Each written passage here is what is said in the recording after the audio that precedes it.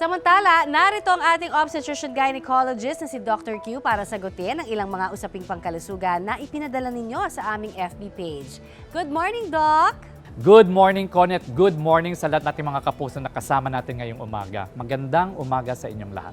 Eto na ang ating unang tanong, ano daw ba yung buwa at paano ito maiiwasan? May gamot daw ba rito, Doc? Tanong yan ni Leonora Castro.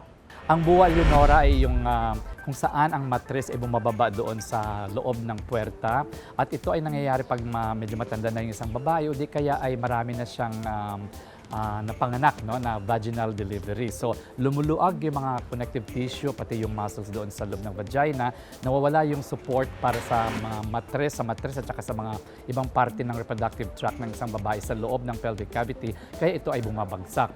Ang gamot syempre ay surgical yan. Kung masyado nang mababa na yung degree ng pagbaba ng matres, ito ay inoperahan na, tinatanggal yung matres sa pamamagitan ng operasyon doon via the vagina at inaayos doon yung iba pang parte ng vaginal canal na bumabagsak tulad ng sa anterior wall, yung tinatawag nating cystocele, na kung saan ang wall ng pantog ay bumabagsak din sa vagina o di kaya yung wall ng rectum naman o yung puwet ay umaangat din doon sa loob ng vaginal canal. No? So ito yung tinatawag nating cystorectocele. At ito ay nagagawan naman ng paraan through surgery. Pero may mga babae naman kasi na hindi pwedeng operahan, sila ay high surgical risk. So may mga options naman tayo na non-surgical na pwedeng ibigay sa kanila tulad ng pessary, may nilalagay na parang gadget doon sa loob ng vagina para ito ay sasalo siya doon sa matres para hindi siya bababa at lalabas doon sa puwerta.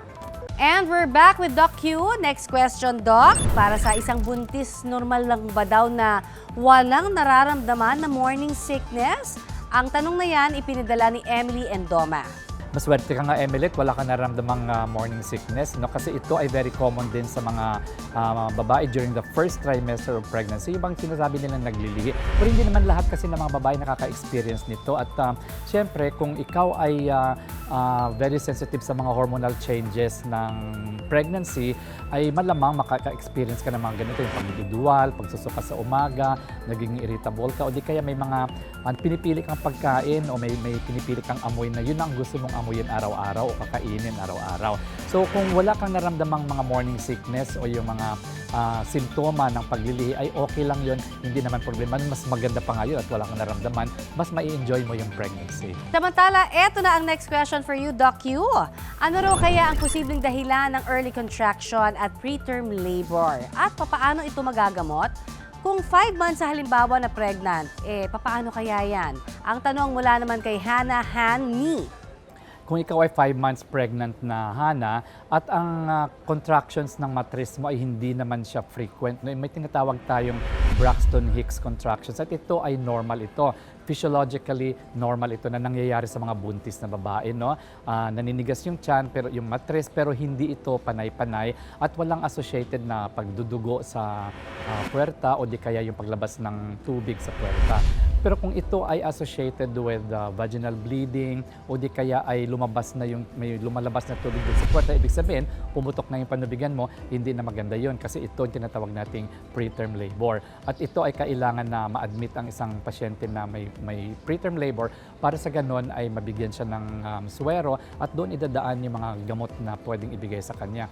Yung mga gamot na binibigyan natin sa preterm labor ay tinatawag ng mga tocolytic agents or yung mga pamparelax ng matres na, pero ito ay hindi ito nabibili sa drugstores, sa mga pharmacies na walang reseta. Kaya kailangan mo na tingnan ka ng obstetrician mo para malaman, may establish natin kung ikaw ba talaga ay nagbo-Braxton Hicks lang o ikaw ba ay nagpe-preterm labor. Last question ng ating mga kapuso for Doc Q. Doc, bakit daw kaya isang araw lang kung tumagal ang kanyang menstruation? Gumagamit daw kasi siya ng injectable pero nakamiss siya ng isang beses sa pag-inject.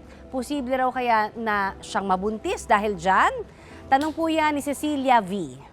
Gusto ko sana malaman, Cecilia, kung ilang months na or ilang years ka nang gumagamit ng injectable na contraceptive. No? Ang injectable kasi ay isang progesterone preparation. Ito, pag tumatagal kang gumagamit nito, ay actually nawawala na nga yung regla mo, no? Pero hindi ibig sabihin nun na buntis ka. As long as you are having your injections regularly as scheduled, may mga monthly kasi na injections, meron ding mga every 3 months na injection, basta naka-schedule ka, nabibigyan ka on time, hindi ka mabubuntis. Pero kung may mga nami-miss ka dyan, kahit ma-delay ka lang ng mga 2 weeks or 3 weeks, posible kang mabuntis. No? Anytime, basta nakakaroon ka ng mga spotting, once you miss an injection or once you miss kahit pill, no, pwede kang mabuntis. So you are potentially capable of getting pregnant when you miss the pill or when you miss your injectable.